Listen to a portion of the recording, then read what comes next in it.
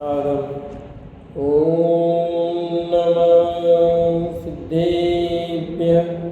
ॐ नमः सिद्धेभ्यः। ॐ नमः सिद्धेभ्यः। ॐ जय जय जय। नमोस्तु नमोस्तु नमोस्तु।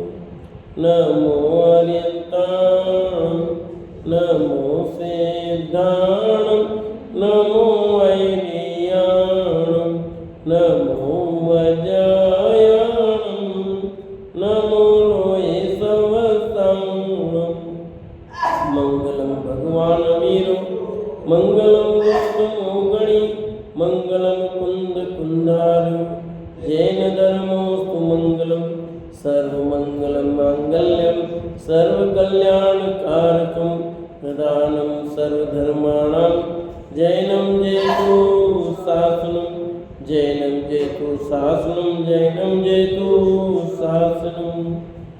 हरिहन्तदेव वन्दे गुरुवन्दे न गणनानव्यरायो। धम्मदया मे वन्दे कम्मक्कारणं शुद्धं। बोलिए जिनवाणी मात की जय हो। बोलिए सरस्वती मात की जय हो। सुदृष्टि तरंगिणी नाम का ग्रंथ पंडित टेकचंद जी कृत, और हम 4 शिक्षा व्रतों की चर्चा कर रहे हैं, जिसमें चौथा अतिथि सम विभाग शिक्षा व्रत, इसकी चर्चा हुई थी। उसी के अंतर्गत पेज नंबर 457 गाथा नंबर 138 पर चर्चा करेंगे। इन पात्रों को महाभक्ति भाव सहित नवदा भक्ति पूर्वक दान देने वाले दाता के 7 गुण कहते हैं। जो दान देता है नवदा भक्ति पूर्वक, उस दाता के 7 गुण, जो दान देने वाला है उसके क्या 7 गुण हैं, सो कहते हैं। सद्या बज्जे सत्त विनाणमलुब्ध होयष्ठं भावो। जम्मं गुण सुतज्यो इव सत्ते गुण गेयादाय। भक्ति श्रद्धा भक्ति ज्ञान विशिष्ट त्याग लुब्धता। दातार गुण है 7 कहते जाने ना क्षमशीलता। श्रद्धा, भक्ति, शक्ति, विज्ञान, अलुब्धता, क्षमा भाव सहित अंत का शुभ गुण त्याग, ये 7 गुण दाता के हैं। जो दान देने वाला नवदा भक्ति पूर्वक, उसके 7 गुण होते हैं। श्रद्धावान है, भक्ति है, उसमें शक्ति है, विज्ञान है, अलुब्धता है, क्षमा भाव सहित है, और अंत का शुभ गुण त्याग। ऐसे 7 गुण हैं, और 7 की चर्चा नीचे कर रहे हैं, एक एक गुण की। श्रद्धा, भक्ति, शक्ति, विज्ञान, अलुब्धता, क्षमा और त्याग, ये 7 गुण हैं। ठीक है, क्षमा और त्याग। परलोक है, 4 गति हैं। पाप फल से नरक पशु होता है, पुण्य फल से सुर नर के सुख होते हैं। मुनि को दिया गया दान स्वर्ग मोक्ष का दाता है। अल्प संसारी जीवों के घर में यतीश्वरों का दान होता है। ऐसे श्रद्धान सहित दाता का, श्रद्धा के अस्तित्व सहित दान देना श्रद्धा गुण है। यहाँ श्रद्धा का मतलब क्या होता है वो खोला है। उसको विश्वास, प्रतीति कैसा होता है कि वो जिन धर्म की इन बातों को स्वीकार करता है। जिनागम में कहा कि ये लोग भी है और परलोक भी है, तो इस बात को वो स्वीकार करता है।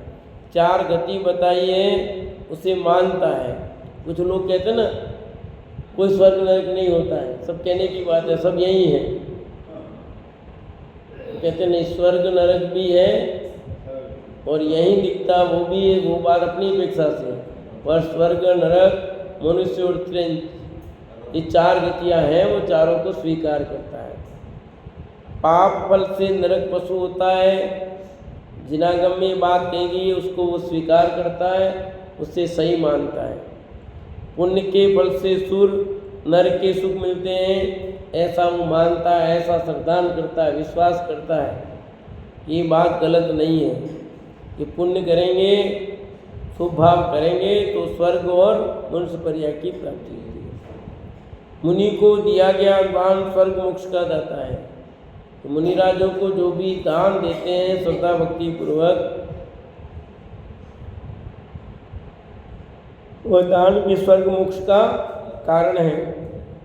अल्प संसारी जीवों के घर में यतीश्वरों का दान होता है। जिनके संसार का किनारा निकट आया है, ऐसे जीवों के यहाँ मुनिराजों का आहार होता है।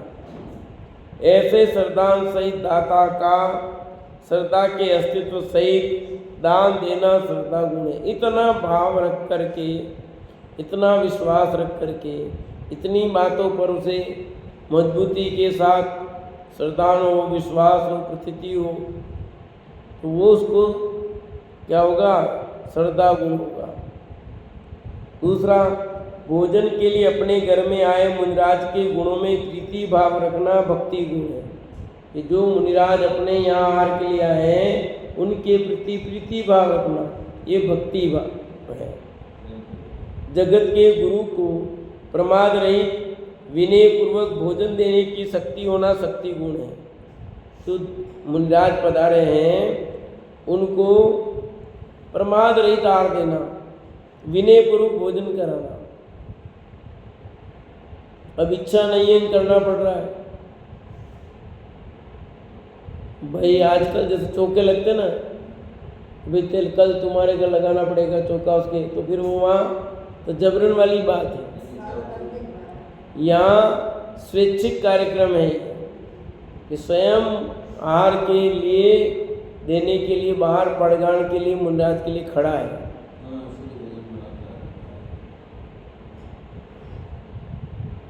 उसको ऐसा भाव आएगा। जगत के गुरु को प्रमाद रहित विनय पूर्वक भोजन देने की शक्ति होना शक्ति गुण है।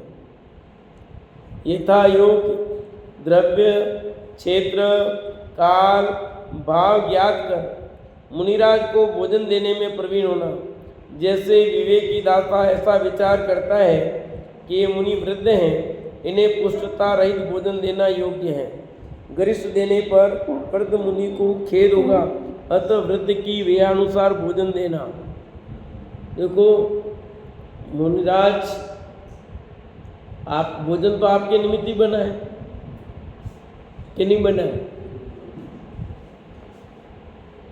पर उसमें मुनिराज को क्या देना, उनके योग्य आहार देना। अब वृद्ध हैं और गृहस्थ भोजन करेंगे, तकलीफ पड़ेगी कि नहीं पड़ेगी, बोलो। अपन तो उल्टा चलते हैं, वृद्ध तो गृहस्थ खिलाओ, थोड़ा ताकत रहेगी, थोड़ी ताकत रहेगी। करते नहीं करते? हाँ, नहीं करते हैं। लड्डू कौन बनाता है? लड्डू कौन बनाता है बताओ? नहीं बनाते। तो फिर हम सब उल्टा करते हैं। वृद्ध अवस्था में हल्का फुल्का खाने की बात है, खाते गरिष्ठ हो और फिर तकलीफ पड़ती है।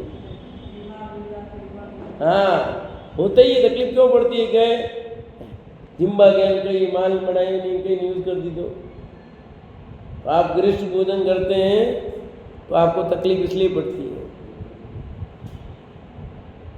गृहस्थ देने पर वृद्ध मुनि को खेद होगा, अतः वृद्ध की वयानुसार भोजन देना।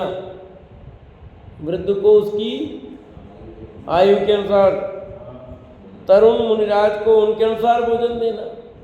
उनके लिए वैसा भोजन चाहिए, थोड़ा खुराक वाला। रोग सहित मुनिराज के रोग को पहचान कर तदनुसार दवा सहित भोजन देना। भाई सर्दी जुकाम हो रहा है, कोई और तकलीफ हो रही है, तो उसके अनुसार उस भोजन में दवाई देना। इन यति का तन वायु सहित है, पित्त सहित है, कफ सहित है इत्यादि रूप में द्रव्य का विचार करता है। ऐसा भी जानता है कि ऋतु उष्ण है, शीत है, मध्यम है। इन मुनि की ऐसी प्रगति है, इन्हें ऐसा भोजन हितकारक है, ऐसा नहीं, इत्यादि रूप में द्रव्य, क्षेत्र, काल, भाव का विचार कर मुनीश्वरों को आहार दान में प्रवीणता, दान की संपूर्ण विधि जानना विज्ञान गुण है। इसको कहते हैं विज्ञान गुण। समझ आए? विज्ञान गुण की प्रगति के अनुसार समय को जान करके देना, ये विज्ञान गुण है। पहले पढ़ा विज्ञान गुण के आपने? है? ये विज्ञान गुण क्या होता है? वैज्ञानिकता का ध्यान रखना। भाई जो जिस उम्र में उसके हिसाब से उसको भोजन दो, उसके हिसाब से उसकी व्यवस्था दो, सबके लिए एक जैसी व्यवस्था।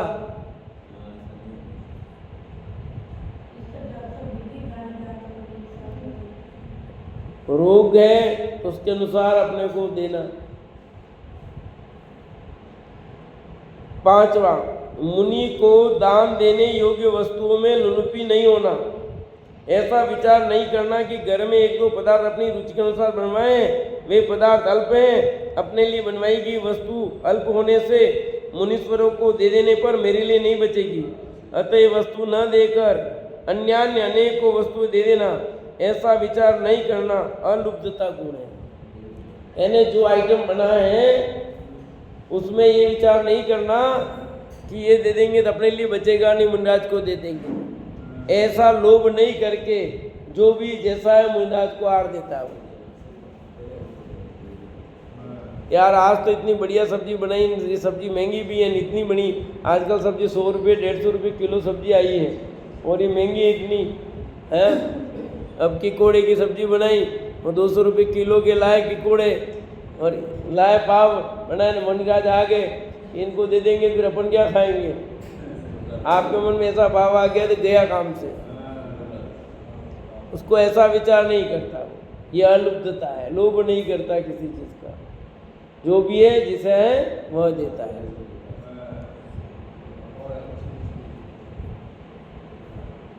ऐसे करते नहीं है मुनिराज के लिए कोई भी। मुनिराज के लिए तो सब अच्छी से अच्छी, और आज की तारीख में तो जो खुद नहीं खाता उससे ज़्यादा मुनिराजों के लिए इतने आइटम बना देता है कि मुनिराज खाते ही नहीं है। इतने प्रकार के जूस बना देता है, मुनिराज पीते नहीं। और वास्तव में इतने प्रकार के जूस नहीं बनाने चाहिए, न खुद को पीना चाहिए न किसी को पिलाना चाहिए। खट्टे के साथ मीठा नहीं खाना, हानिकारक है। आप तो खट्टा भी खाते हो, मीठा भी खाते हो, सब गड़बड़ करते, इसलिए तकलीफ पड़ती है। होता कि नहीं होता है? आप उठा के पढ़ो, सब मिलेगा उसमें कि क्या कैसे खाना है क्या नहीं खाना। इधर तो खट्टा खाता है, इधर मीठा खाता है, इधर कचौरी और चटनी वो खटाई वाली, फिर इधर से मिठाई। होता कि नहीं होता है? फिर इधर दूध, इधर बेसन, फिर बेसन खाओ उसके साथ दाल खाओ, कुछ भी खाओ, दही के साथ कुछ भी खाओगे, सब गड़बड़ करेगा, आपके स्वास्थ्य के लिए हानिकारक है। ये वैज्ञानिकता है। तुम धर्म से समझो, वैज्ञानिकता समझो, कैसे भी समझो, पर ऐसा ही। मुनि को भोजन देते समय मान, मत्सर, क्रोध, लोभ, क्रूरता आदि भाव त्यज कर समता भाव सहित प्राणी मात्र के प्रति स्नेह भाव धारण कर क्षमा भाव पूर्वक भोजन देना क्षमा गुण। मुनिराज को आहार दे उस समय क्षमा भाव रहना चाहिए। मान का भाव, मत्सर का भाव, अभिमान, क्रोध, लोभ का भाव नहीं। ओ मेरे घर तो आज बड़े महाराज जी का आहार हो गया, आज तो प्रसन्नता होना अलग बात है। अपने घर मुनिराज पधारे और आहार होता है तो प्रसन्नता होनी चाहिए श्रावक को, पर मान कसाय होना वो बुरी बात है।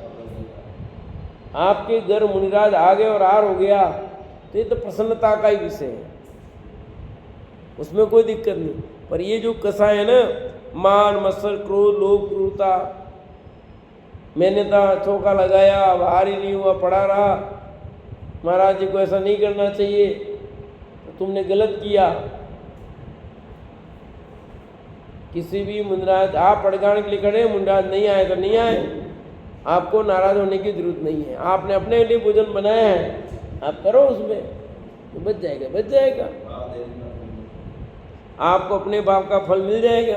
और मुनिराज की पड़गान विधि नहीं मिली, नहीं आए, आपको तो रोज खड़े होना है। मुनिराज आएंगे तो आ जाएंगे, नहीं होंगे तो नहीं भी आएंगे, और हो तो भी उनकी विधि नहीं मिले तो नहीं आवे। अभी तो क्या है, किसी महाराज के लिए कितने चौके लग जाते हैं, नहीं, कुछ महाराज के लिए बेचारे चौके ही लगते हैं, सामूहिक समाज को लगाने पड़ते हैं। ये स्थिति है। एक महाराज आते 10-10 चौके, 9 खाली रहेंगे, 1 कार होगा, और एक दूसरे महाराज आएंगे जिनके लिए कोई लगाने वाले नहीं, जबरन लगवाने पड़ते हैं, या किराए से किसी को सेट करना पड़ता है। और चौके लगाने वाले भी जो काम करेंगे वो भी 1,500-2 हज़ार रुपये एक दिन का लेते हैं।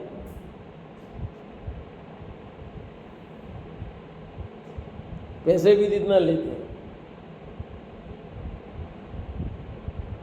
उदारता सहित, लोभ भाव रहित, भक्ति से परिपूर्ण हो मुनि को भोजन देना त्याग गुण है। मुनिराज को आहार देने में कैसा, उदारता सहित होना चाहिए, लोभ रहित होना चाहिए, भक्ति से परिपूर्ण होना चाहिए, और फिर मुनिराज को आहार दो, क्या फलीभूत नहीं होगा?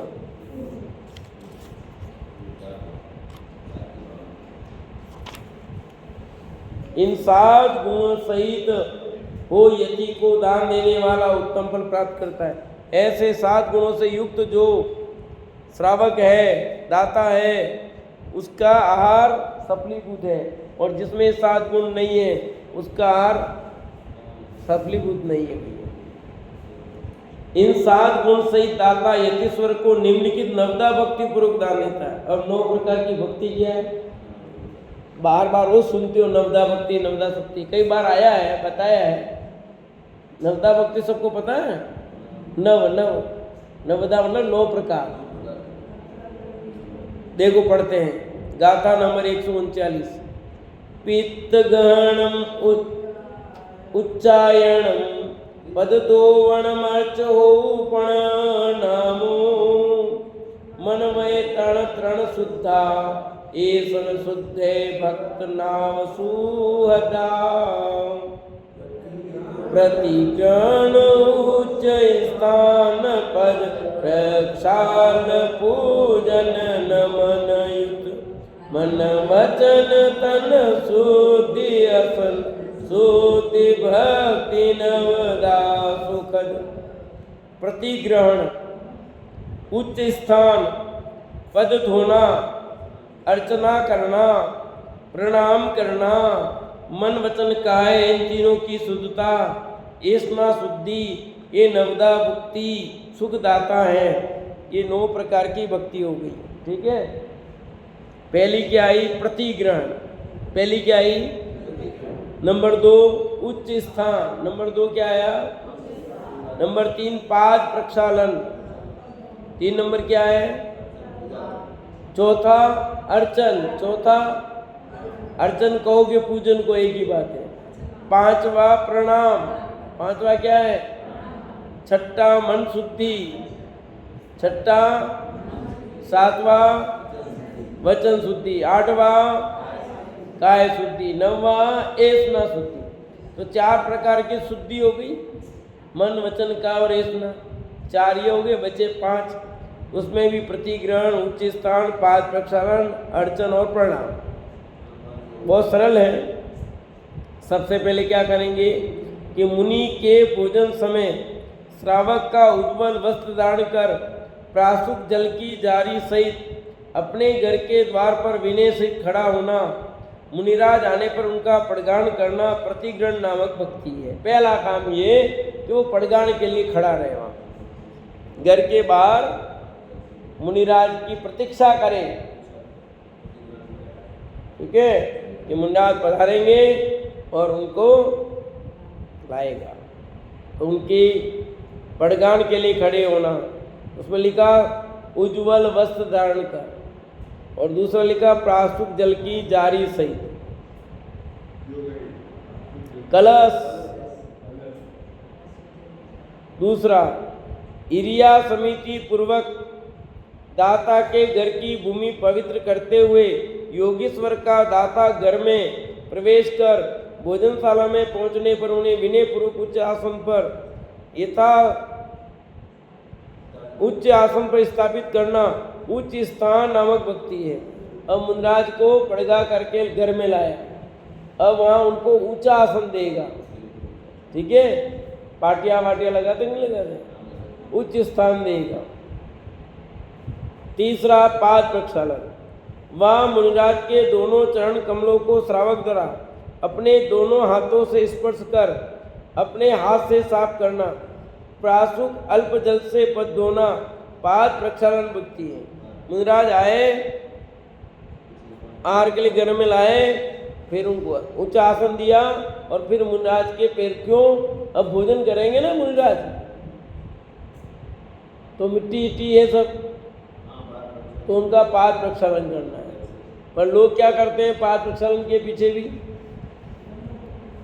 क्या क्या स्थिति बना दी पाद प्रक्षालन की।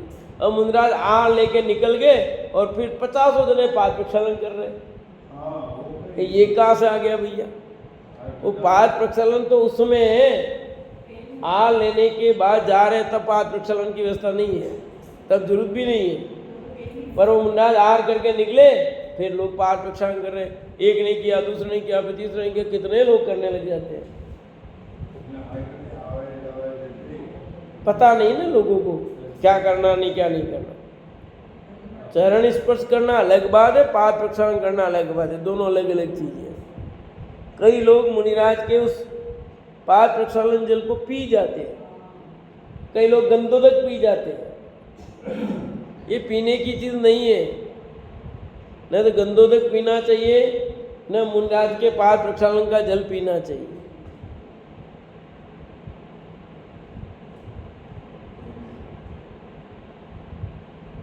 चौथा, तत्पश्चात अष्टद्रव्य से जगत गुरु की पूजा करना अर्चन भक्ति है। अब मुनिराज की अष्टद्रव्यों से पूजा करना, अपन देवशास्त्र गुरु की पूजा करते नहीं करते, तो गुरु हैं, पंच प्रमेश शामिल हैं, इसलिए इनकी अष्टद्रव्य से पूजा होगी। विनय सहित नमस्कार करना प्रणाम भक्ति। अब आपने पूजन कर ली, फिर हाथ जोड़े नमस्कार किया, ये प्रणाम हो गया। अपने मन को भक्ति सहित विनय पूर्वक करके मुनीश्वर में लगाना, उत्साह सहित प्रमाद रहित हो, विकल्प छोड़कर एकाग्र हो, मुनि के दान में मन रखना मन शुद्धि भक्ति है। बोलते हैं ना मन शुद्धि, वचन शुद्धि, काय शुद्धि, आठ जल शुद्ध है, बोलते नहीं बोलते हैं। और इतना झूठ बोल देते हो, वो वहाँ कहना पड़ता है। अब यहाँ तो मन की बात है, तो मन शुद्ध है कि नहीं आपका, न मन शुद्ध है, न वचन शुद्ध है, न काय शुद्ध है। फिर भी कह रहे हैं मन शुद्धि, वचन शुद्धि, काय शुद्धि, आठ जल। मन कहाँ जा रहा है, वचन कहाँ जा रहे हैं, कोई ठिकाना ही नहीं है। इसलिए कहा कि मन को एकाग्र करना, ये मन शुद्धि है। मुनीश्वर को भोजन समय किसी कारणवश गढ़ जन से सलाह करने के प्रसंग में परंपरा का विचार करके बोलना वचन शुद्धि भक्ति है। मुनिराज आहार ले रहे हैं, लिखा मुनीश्वर के भोजन के समय किसी कारणवश घर जन से सलाह करने के प्रसंग में परंपरा का विचार करके बोलना, ये वचन शुद्धि है। जो बोलना पड़े पहले तो बोलना नहीं, और बोलना पड़े तो बहुत कम शब्दों में, नहीं तो मुनिराज के आहार में अंतराय हो जाएगी। क्योंकि आपके मुख से कोई गलत शब्द निकल गया तो मुनिराज के लिए अंतराय है वो। इसलिए सभ्य शब्द, अच्छे शब्द जो वहाँ जरूरत है उस समय वही शब्द बोले जाए। 8, मुनि को भोजन देते समय दाता द्वारा अपने शरीर को शुद्ध कर अन्य क्रियाओं से हटाकर भोजन देने में एकाग्रता पूर्वक शुद्ध रखना काय शुद्धि भक्ति है। अब आप शरीर से खाली ना लिया इतना नहीं, ना करके साफ कपड़े पहन लिए काय शुद्धि हो गई, पर इसमें और जोड़ा है अपने शरीर को शुद्ध कर अन्य क्रियाओं से हटाता है। क्या करना है? 10 काम एक साथ नहीं करना। मतलब आहार देते वक्त आपका उपयोग आहार में होना चाहिए। आपका शरीर सब क्रियाएं आहार में। आप 25 जगह माथा मत मारो।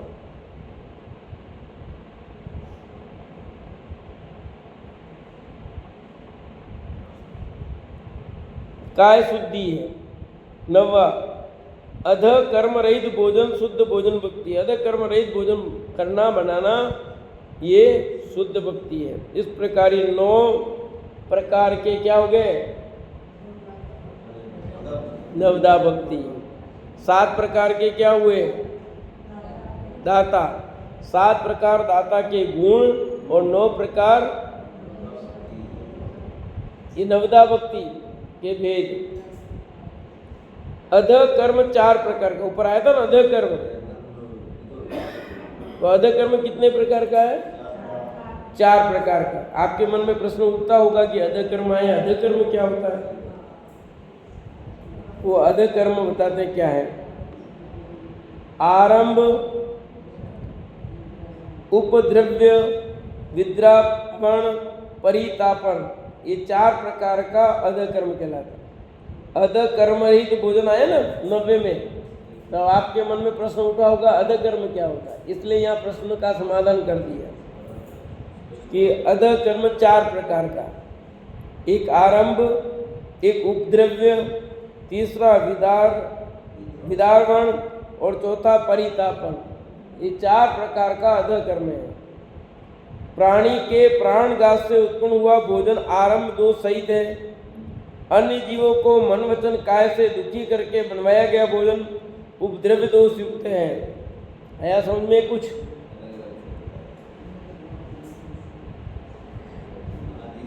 आपने भोजन बनाया, उसमें किसी प्रकार की अशुद्धता नहीं है, पर ऐसी अशुद्धता हो गई तो आपके लिए वो भोजन अशुद्ध हो जाएगा। वो कहते हैं उपद्रव्य दोष युक्त हो। अन्य जीवों को मन वचन काय से दुखी करके बनवाया गया भोजन क्या कहलाएगा? उपद्रव्य दोष युक्त। अन्य जीवों के अंगोपांग छेद कर उत्पन्न हुआ भोजन विदारण दोष युक्त है। अन्य जीवों को संताप क्लेश उत्पन्न कर बनाया गया भोजन परितापन दोष युक्त है। दूसरों को आपने कष्ट दिया, पीड़ा दी, फिर भोजन तैयार किया। अपने को यह ध्यान रखना है। क्या हुआ प्रश्न है अजीत जी?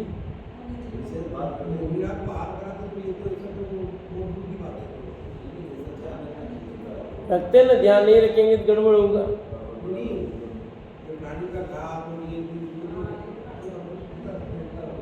वो तो है ही नहीं। इन चारों दोषों से सहित भोजन अध कर्म दोष से संयुक्त है।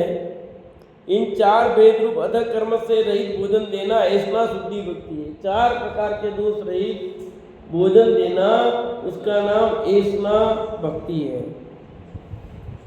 इस प्रकार दाता के 7 गुण और नवदा भक्ति सहित मुनीश्वर को भोजन देना पात्र दान है। ये पात्र दान श्रावक अपने घर में अपने लिए निर्मित किए हुए भोजन में से आ गया क्लियर? कि श्रावक अपने घर में, पहले तो दूसरों के घर में नहीं, अपने घर में अपने लिए निर्मित किए गए। किसके लिए? घर में जो सदस्य परिवार वो सब आ गए इसमें। अपने लिए मतलब जो अकेला व्यक्ति नहीं, उसके घर में जितने सदस्य उन सब के लिए। घर में 5 सदस्य हैं तो 5 के लिए, 8 सदस्य हैं तो 8 के लिए।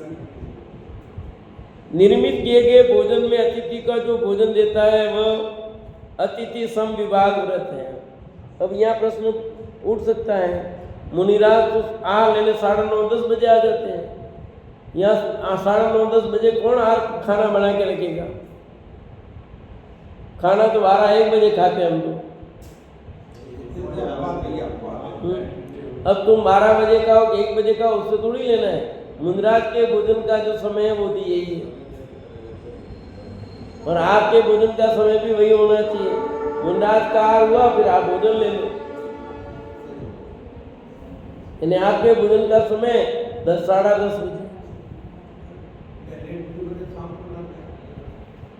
अब आप दिन में ही 2 बजे 3 बजे खाओगे तो शाम का भोजन रात की 8-10 बजे ही खाओगे, फिर क्या होगा? यही होगा जो होना है।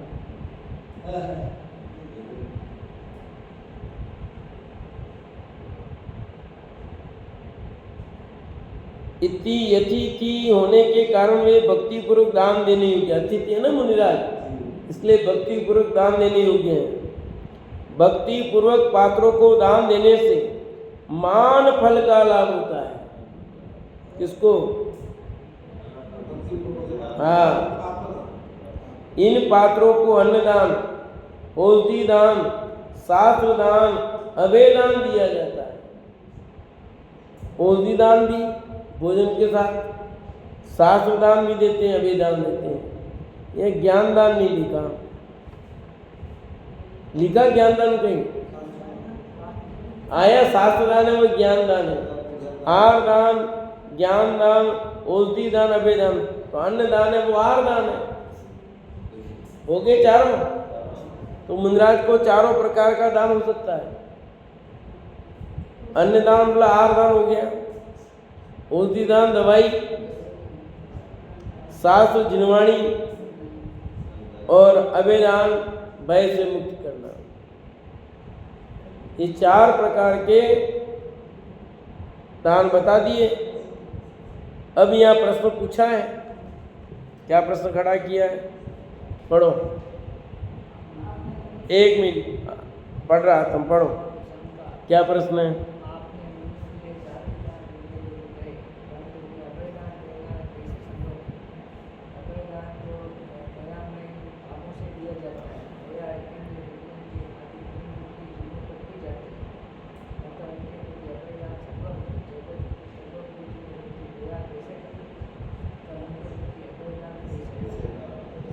ठीक है प्रश्न, यानी शॉर्ट एंड स्वीट बात यह है कि मुनिराज के लिए अभयदान कैसे संभव है, हम कैसे दें? एक गृहस्थ मुनिराज को अभयदान कैसे करें? आहार दान तो समझ में आ गया, पर अभयदान करते हैं? अभयदान जवाब सुनो। जैसे किसी राजा के प्रबल बेरी ने किसी छल पूर्वक राजा को अकेला पाकर उसे पकड़कर मारने का उद्यम किया, ऐसे समय में इस राजा के किसी महायोद्धा सेवक ने आकर अपने नाथ को दुखी जानकर बेरियों से युद्ध किया, अपने पुरुषार्थ से उन्हें जीतकर अपने नाथ राजा को बचा लिया। बाद में राजा को सुखी कर नमस्कार किया, निवेदन किया कि हे नाथ, मैं आपका सेवक हूँ। कौन कहता है? भक्त कह रहा है, आहार दाता, आहार देने वाला। कैसे भक्ति करता है मुनिराज की, देखो भैया। आहार देने का भाव पर कितनी विनम्रता है कि नहीं? तब तो 7 गुण बताए। तो यहाँ उदाहरण दिया, जैसे कोई राजा के प्रबल बैरी हैं, भयंकर शत्रु हैं, किसी छल पूर्वक राजा को अकेला पाया, उन्होंने उसे पकड़ करके मारने का उद्यम कर दिया उसने। ऐसे समय में इस राजा को किसी महायोद्धा सेवक ने आकर अपने नाथ को दुखी जानकर, किसको? अपने नाथ मतलब राजा को, बेरियों से युद्ध किया, जो शत्रु हैं उनसे युद्ध किया, अपने पुरुषार्थ से उन्हें जीतकर अपने नाथ राजा को बचा लिया उसने। बाद में राजा को सुखी कर नमस्कार किया, निवेदन किया कि हे नाथ, मैं आपका सेवक हूँ। इसी प्रकार तन से निष्प्रिय, शत्रु मित्र के प्रति संभाव रखने वाला, अपने नाथ वीतरागी गुरु गुरुनाथ के ऊपर किसी पापी जन ने पूर्व में द्वेष भाव से उपसर्ग किया, उस माँ गौर उपसर्ग के समय किसी माँ धर्मात्मा इतिनाथ के सेवक ने आकर अपने बल से पंजन को पापी जन को दंड देकर मुनीश्वर का उपसर्ग टालकर बाद में यतीश्वर को नमस्कार कर स्तुति की और विनती की। यह मुनि के प्रति अभेदान है। ऐसा कहने में कोई दोष नहीं है, ऐसा कहने में कोई दोष नहीं है। अतः मुनि को चारों ही दान दिए जाते हैं, इसमें कोई दोष, हार दान भी होता है, सब होता है। इतना विशेष है कि दीन को अभेदान देने में करुणा भाव होता है और मुनि को अभेदान देने में भक्ति भाव होता है। क्लियर होगी बात कि मुनिराज को दीन को अभेदान देंगे तो करुणा भाव, जो गरीब है, ऐसा है, जो कल आए थे ना अतिथि, दो प्रकार के अतिथि आए थे ना, एक तो श्रावक वाला अतिथि और एक मुनिराज वाला। तो श्रावक में अतिथि कौन था? जिसके पास कुछ नहीं, एकदम गरीब है। तो दीन यानी बहुत गरीब है, उसके चाह उसको भी और इसको भी। इन चारों दानों में अभेदान उत्कृष्ट है। चारों दानों में उत्कृष्ट कौन है? अभेदान। इसका फल भी अन्य से उत्कृष्ट है, सबसे उत्कृष्ट है। जैसे राजा की अन्य अनेक सेवा करने से राजा की मरण से रक्षा करना उत्कृष्ट सेवा है। किसकी? राजा का मरण हो जाए उसकी सेवा करे तो उत्कृष्ट सेवा कहलाती है। मरण के समय सहायता करके शत्रुओं को बचाकर रक्षा करने वाला उत्कृष्ट सेवक है वो। उस उत्कृष्ट सेवा का उत्कृष्ट फल है। अच्छा करोगे तो अच्छा फल मिलेगा। उसी प्रकार मुनि को अन्य 3 दान की अपेक्षा उपसर्ग से बचाने का मान पुण्य है। इस प्रकार यतियों के प्रति भी चारों दान कहे, इसे नए प्रमाण से समझ लेना। इनको किससे समझना? नए प्रमाण से समझ लेना। इतनी ही आज से चर्चा के चलेगी।